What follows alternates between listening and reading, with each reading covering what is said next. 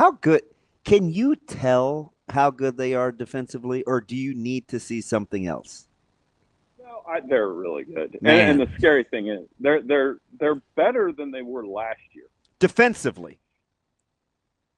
And I Yeah. can tell you a couple reasons I think why. Matt Patricia's one. He's been able to put these guys in, the right positions. Arvell Reese at the linebacker position with Mm. Sonny Styles. They're fast. They're playmakers. They're new-aged NFL type linebackers. That's who those two are, and they're very good at it. I mean, you have Caleb Downs on the back end, and then the Reese is emerging. better than his stats because they're not jaw dropping. You just know he's really good. Don't you think he's better than the edge rushers they had last year? And both I, of those I, guys are in the NFL. I do. Mm-hmm. He's the complete package. Correct. And I think he's a top 5 pick, and that's the unexpected part. And then you have Caden Curry and Kenyatta Jackson's back. They're, for whatever reason, I mean, they're just strangling teams, quite frankly. And they did that to Wisconsin last week. So I think they are better than last year, which who says that after you send 14 guys to the NFL draft? Yeah. Bill, here I'm trying to figure out do you trust Julian Sayin passing the ball more than you did Will Howard? I think so. That's the other. I do too. Interesting. And is that wrong? I don't. No, I think it's right. Part of that is throwing to Carnell Tate, Jeremiah Smith, Brandon Ennis. And but I looked at this stat this week, and they have it downstairs, so I'm going to do the best I can here. He has an 80% completion percentage. Okay, the guys, the top 5 single season completion percentages in college football history is guys like Bo Nix, Mac Jones, Kellen Moore, I think Dylan Colt Gabriel's McCoy, in there. and Joe Burrow. Oh. Joe Burrow, and I got them all 5 of them. And those 5 quarterbacks lost a grand total of 4 games in those seasons. So, I mean, think about it. You can go watch a 7-on-7, and guys don't complete 8 out of 10 passes. It's unbelievable what they're doing on that end too. So, Bill, are you is Ohio State number 1 in the country for you? They are, but they are to me a notch above everybody else. But I'm not saying that. I'm not looking at them and saying, "Oh, they can't. Nobody can beat them," because I watch Indiana. I'm like, man, I want to kind of see this. Because Indiana is better than they were last year. Each week I watch Alabama and Ty Simpson. I'm like, kind of want to see that one. Their offense against Ohio State's defense would be fascinating. And my eyes tricked me last week. True confession, I was probably on radio hits all over the place saying I really want to see Miami play them. Me too. I still kind of do. Me too. I'm right there with you. I know they lost, but you kind of build that in. But I really like Miami's offensive and defensive fronts. And let's just be honest, Carson Beck had a nightmare evening against the Louisville team that was very ready for that game. I told our spotter that Louisville would win the game outright, and he looked at me like I was crazy because I think that morning on the show I said Miami might be one of the most complete teams in the country. Yeah. Well, why which is it? Why did you think Louisville? I mean, I know the Brahms giant killer thing, but what led you to that conclusion? Was it that just two things. One, I felt like he's good enough to neutralize their pass rush, and I wondered what was behind the pass rush. But two, it's this not fancy. I said it all week. It's a Cristobal thing. I just didn't like the spot for how good I felt Louisville was and where the game sat. Like I said, this is a game that Cristobal doesn't win. He finds and you build those in though. Now you can build that into the season because it's a 12 team and now. But what it did was the ACC race. When you really take a hard look at it, you're like, wait a minute, Virginia, what? Yeah, Louisville's got a chance. Georgia Tech just keep winning games. So there's no guarantee Miami will get to that ACC championship game. They better not lose again. But, they play SMU in a few weeks. That'll be a good game. Bill, is Georgia Tech good? I love them because I don't know. I don't know what the proper answer is because I think like their defense is not great. Their defense gives up a ton on the ground. But I kind of like the teams that they're winning in our face a little bit. Like Duke was favored.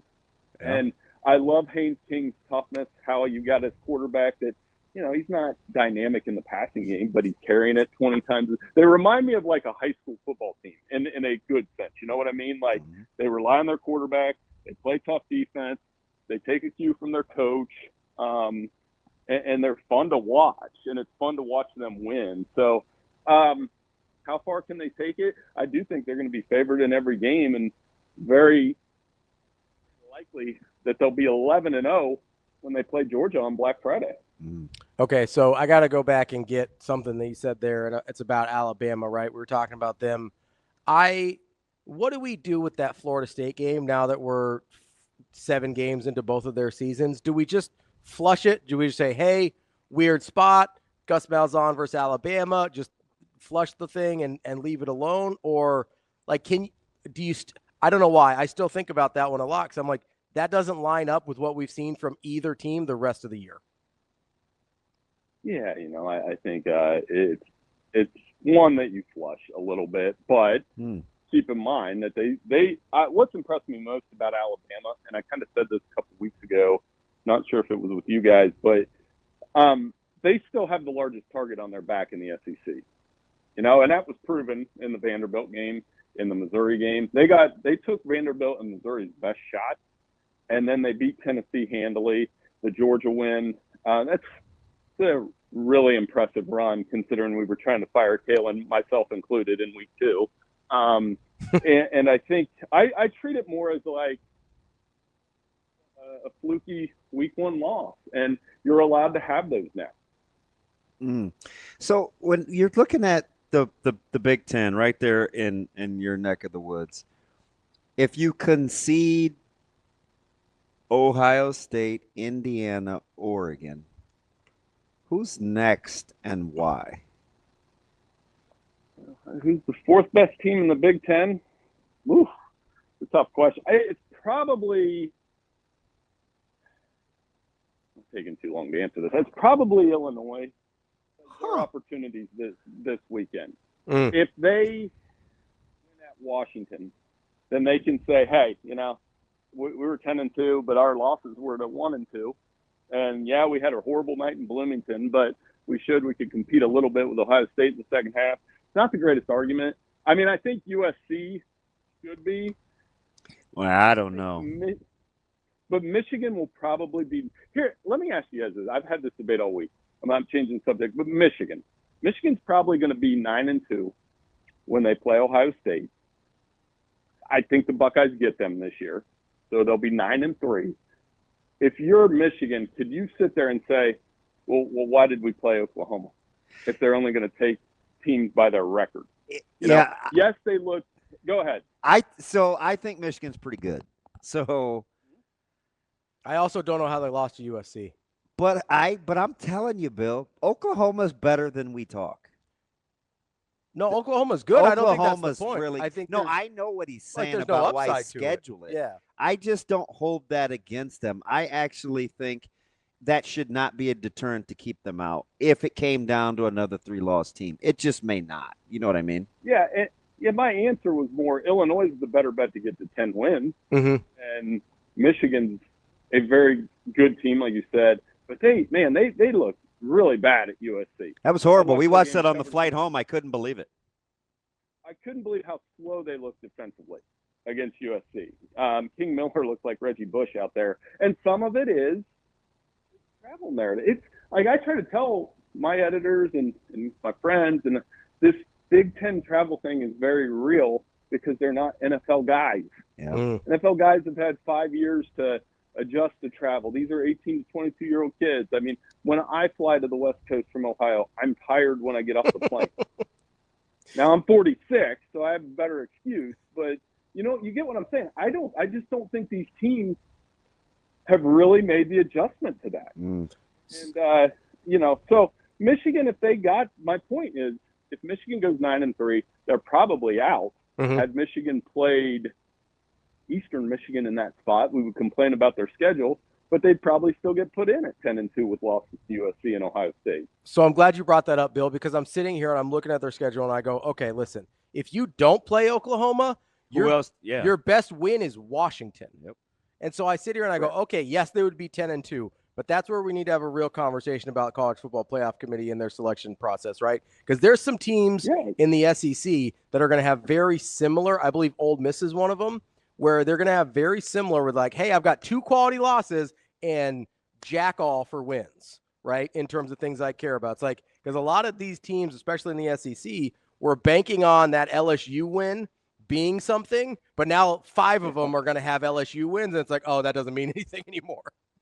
Don't you think Indiana will have only played Oregon, and I say only loosely, but they're making up for what we thought about them last year, only losing to the good teams they played. Like, even I think they come with a little bit of skepticism. I mean, and they beat the hell out of Illinois, though. Yeah, I understand. I mean, it's like, but at no point have we said Bill's the first person almost all year that has come out and said, "Oh yeah, I think Illinois belongs in that team." Yep. Sure, he's the only person. So it's not like we thought well of Indiana or Illinois. Sure, you know what I mean. It just seems like we're just using it to kind of fit our discussion on who we like. But at the end of the day, I still think the more good teams you play, the better handle we have on who you are. And maybe that's not important. I understand that. But for our business, Bill, like, do you really how convinced are you that Indiana's really good? I like them. I like them a lot, but and that works both ways, doesn't it? Though, because it's like it's not their fault that Penn State vetoed, and that game's probably they still got to go to Beaver Stadium. Yeah, not their fault that happened. It's the Illinois game did open my eyes a little bit because I do think Illinois is good. I think Luke Altmaier is a day 2 NFL quarterback that will probably stick in the league for a while. I like their defense, and Indiana just brutally beat them in that game, like start to finish. And I will say this as somebody that, like you guys know, I live in the Central Ohio bubble. I really want to see what the difference is with Ohio State and I was at the Ohio State-Indiana game last year, and there was no point where I was like, oh yeah, they're Indiana's close. Yeah. They weren't close. And I want to see really closer now. And I think that's the fun part of those 2 teams, especially with Signetti. But to your point, here's the thing. We're getting close to committee season, and all of us look for different things from the committee. You'll say, well, we have good losses, or I agree with you that Bill Hancock told me this once when he was the executive director. He said it has to come down to who you play. Mm-hmm. So just keep that in mind in November. I still think they follow that and the wins and losses more than anything. Because seeding is going to be I think seeding is going to be incredibly difficult. Oh, I agree. I do our playoff picture every Sunday night, and it's kind of like a look forward and stacking them up 5 to 12. It's really hard to do. And you know what you're going to find yourself getting into? Who they played. Right. And that's what it should be. So, try to pick a Big 12 champion right now. It's the easy answer you can say. Especially because I think Iowa State's going to win this weekend. BYU schedule's brutal, though. They go Iowa State, Texas Tech, and then they've got one more. I think Becht and company get them. So you're right. I have no idea in the Big 12. Over the course of 4 weeks, they play 3 really good teams. Like I think BYU by the end of this month we said that in the beginning of the season. Yeah, their schedule's brutal. They go at Iowa State, at Texas Tech, TCU, then they go at Cincinnati over the course of 4 weeks. Like, I think BYU ends up like 10-2 at best. Yeah, and is that good enough to get to the championship game is the question. BYU's undefeated and they're a dog this weekend. Yeah. I mean, that tells you everything you need to know. Yeah. And Texas Tech, who I think the big thing there that's led to the unpredictability is, the Baron Morton injury. Mm-hmm. Do they win at Arizona State with Baron Morton at quarterback? They have they definitely had that quarterback injury. He wasn't 100%. Is he going to be 100% down the stretch? I mean, they need him back if they're going to make a run at this thing. Their defense is still pretty good. They had a big injury in the interior line, though. I want to just go back to the ACC just for clarity's sake. If you had to pick today, who's the best team in the ACC? I still think it's Miami. Okay. I do. I know they had that loss, but I think Bain in that defensive line, and Brom had a good game plan. They got after it, but when all is said and done, I do think Miami will recalibrate and end up winning the ACC championship game. The only question to me is who's in that other spot. Could I make the argument to you, Bill, that the ACC is more likely to get 2 teams in the college football playoff, but the Big 12 is by far the better conference? That's fair. I mean, it's a fair argument because I watch. It's hard for me to gauge that because I can answer it this way. Like, I thought the BYU-Utah game was awesome, and I thought both of those teams are really good. Utah already has 2 losses. Yeah. Would Utah go out and win the ACC? I don't know. I think the other eye-opening thing in the weekend was Florida State, who we talked about earlier, going out to Stanford and losing. That was shocking to me. And then this 4-game losing streak. So to answer your question, I think that's good analysis. I do think the ACC will get 2 teams in. But if you made the argument that the Big 12 won, like, especially, keep an eye on Cincinnati, by the way. That's another team. So, yeah, I think you're right. All right. So, and I'll know if you're all in on A&M or not. Miami's the best team in the ACC. Ohio State, you think, is the best team in the Big 10. We're torn in the Big 12. Who's the best team in the SEC? Alabama. Like, I have no hesitation there. I don't think they're going to lose in the regular season. I think they're going to win the SEC championship. And the way Ty Simpson manages the game, where I really like him, and I obsess about this statistic every week. My favorite statistic on Pro Football Focus is the quarterbacks that throw the best between 10 to 19 yards. That's not like everybody can throw the ball deep. Everybody can throw a bubble screen. Who can pitch a little bit? And I think Ty Simpson can pitch. He has a 65% completion percentage in that range. He manages the field well. They have good receivers. Jam Miller brought some physicality to them. Their defense has their act together. They're not saving Alabama. That's the trick to watching them. You cannot watch Alabama and say, and think you're watching something from like 2009. It's not that. But I do think they're really good. Does Missouri have a chance to change your mind with Vandy and A&M come in Oklahoma? I mean, that's a good stretch. I mean, honestly, Vandy has a chance to change my mind if they were pretty good against Bama, better than the score. That's what I'm saying. Yeah, like they had their opportunities there, and if Vandy were to beat 3, and they got Texas, that's going to be a really interesting game, by the way. Vandy Texas. The winner of this Vandy Missouri game could change my mind a little bit. Okay. Because both of them proved they could run with Alabama, and then the other one I can't. It's just conditional thinking in my brain. Georgia just finds ways to win. I know they're not Georgia 21, but they find ways to win. They still do. So just kind of out on Marcel Reed and company, huh? No, I didn't say that. Hey. Sorry, I apologize. I didn't say that yet. No, but here's the thing with Texas A&M that I'm very interested in. You brought up LSU. They're favorites at LSU at night. And they still got to play Texas. But if we get, I'm gonna call a shot here, and when we visit next time, we'll see how it works. I think one of the last playoff arguments is going to be a 10-2 Texas A&M, and 10-2 Notre Dame is going to be sitting there, and somebody else is going to be sitting there. And Texas A&M obviously beat Notre Dame. That is a huge, huge playoff chip for them. So I do think the Aggies at 10 wins, I mean, they're in. They got that non-con win, and they did their thing. And, this is a big game with them and LSU this weekend.